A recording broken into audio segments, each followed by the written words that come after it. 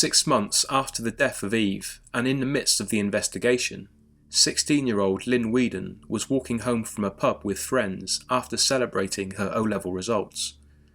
It was around 11:15 p.m. on Wednesday, September 3rd, in Hounslow, West London, 17 miles southwest of Leighton, where Eve was killed.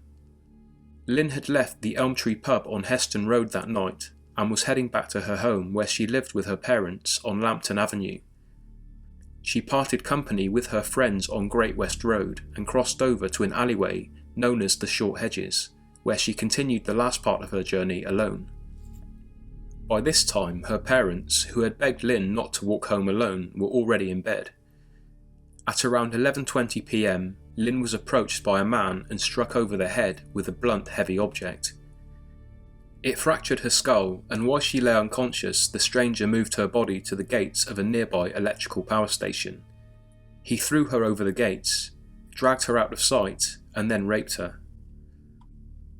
At 11:30 a.m. the following morning, she was found by a man called Mr. Voice, who was the caretaker of nearby Lambton School, the same school Lynn had attended.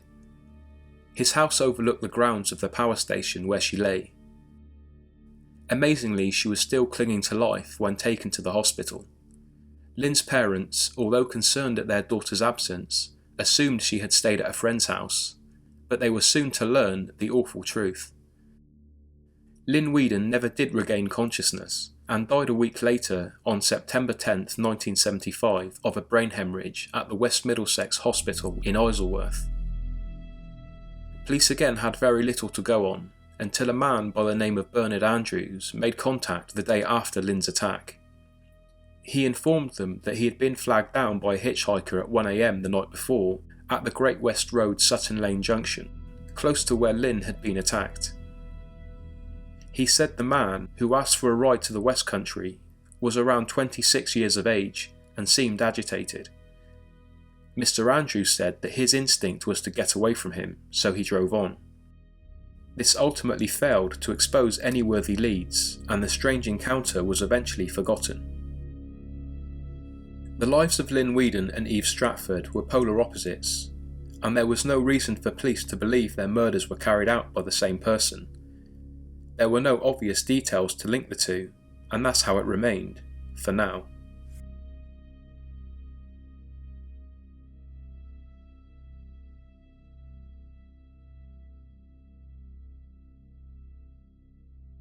Almost 4 years had passed since the untimely deaths of Eve Stratford and Lynn Weedon, when the body of Linda Faroh was discovered on the afternoon of January 19, 1979, 19 miles southwest of where Lynn Weedon had been attacked, but only 4 miles north of the scene of Eve's murder.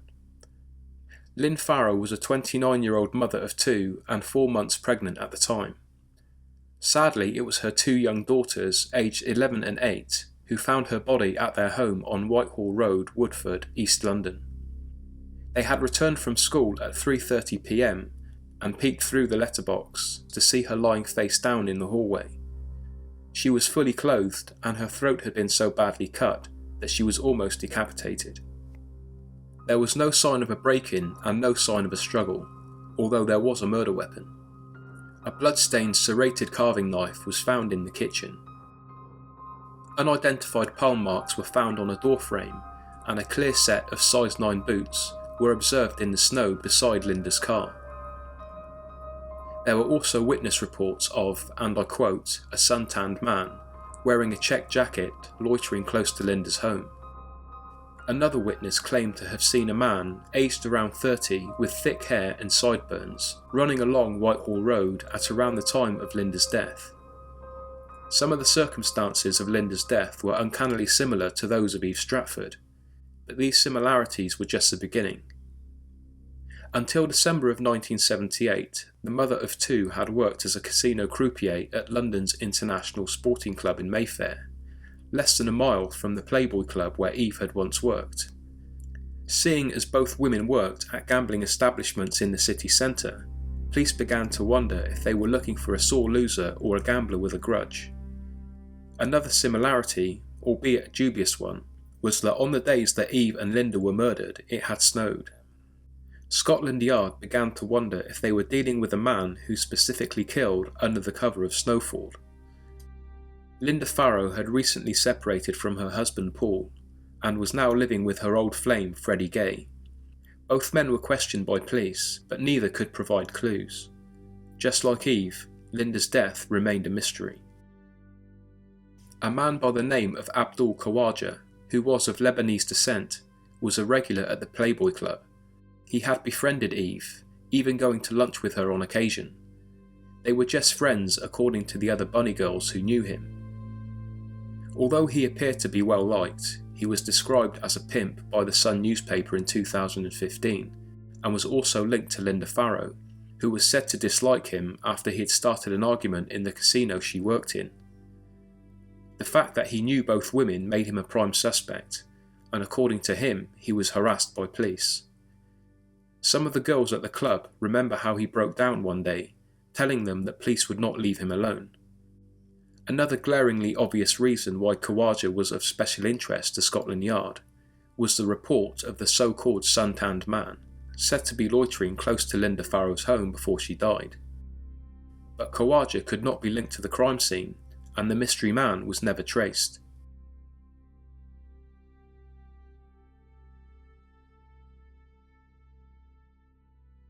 Lynne Weedon's case was reopened in 2004, but it wasn't until 2006, using new DNA testing techniques, that tests were run on semen samples collected from both the Weedon and Stratford crime scenes. To the shock of Scotland Yard, the DNA profiles matched. Finally, 31 years on, the police knew that the same man had committed both murders. A new investigation was launched into Eve's death in 2007, and the DNA profiles of 53 men were compared to samples collected from objects obtained in 1975. From what I can gather from sources I've read, either no DNA was extracted from the materials found at the home of Linda Faroh, or there was no DNA to be extracted. However, the new investigation was a laborious one, and it took some time for all the men to be tracked down. Among those men were David Brenner and Ed Alexander, the editor and photographer for Mayfair magazine. They were both cleared. Abdul Khawaja, the regular at the Playboy Club and friend to Eve Stratford, who was also linked to Linda Farrow, had recently died. However, he was officially cleared of any suspicion when a DNA sample from his son did not match the sample taken from Eve's home. Tony Priest, who was struck off the suspect list in 1975, left London for the Netherlands soon after Eve's murder. He did, however, voluntarily give a DNA sample after detectives traced him to Amsterdam in 2009, where he worked as a prison warden. He too was cleared. Although there was a definite forensic link, police still hadn't found their man. They made an appeal on the 40th anniversary of Eve and Lynn's murders. They asked anyone to come forward with information to try and narrow down their search to a list of names. During a 2015 broadcast of BBC's Crime Watch, it was explained that before 1995 in Britain, no DNA was taken from criminals.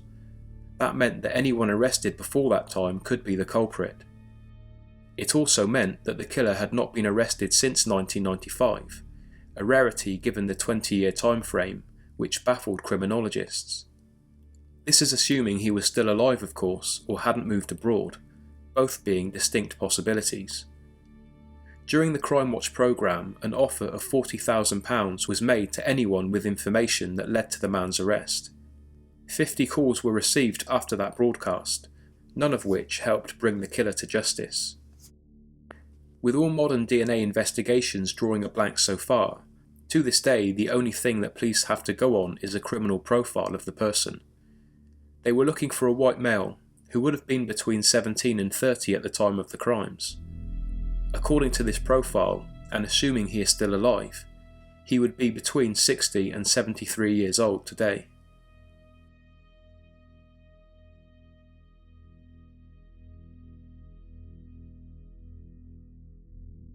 Retired police officer Chris Clark and journalist Tim Tate put forward an argument in their 2015 book Yorkshire Ripper: The Secret Murders that Peter Sutcliffe, the famed Yorkshire Ripper, had been responsible for the deaths of all 3 women.